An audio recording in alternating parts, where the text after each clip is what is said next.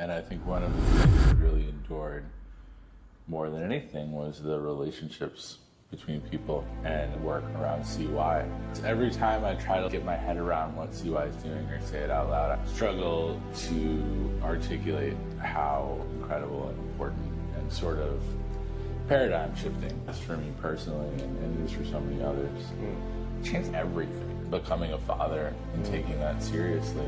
Dad. And responding to, a lot has come from just responding to the gravity of that. I committed to this writing process, and that has been a really good vehicle for self-reflection. Where are we shortfalling? What can we do as a collective, but in public? I love playing with social graphs and bringing people together and tugging on incentives and creating spontaneous community and creating more sustained community.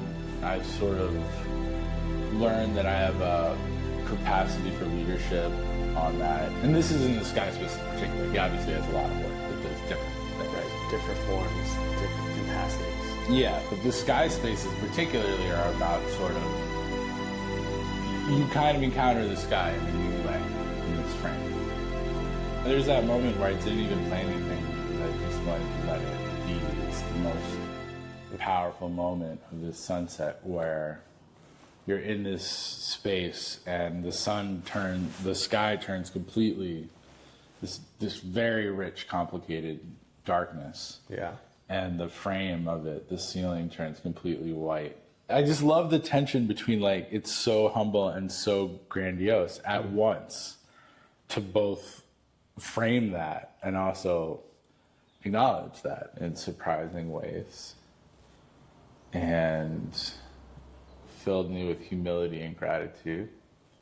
And yesterday was me being overwhelmed by those two feelings and wanting to offer thanks to a community. I'm thankful for you, man. Thank you for coming out.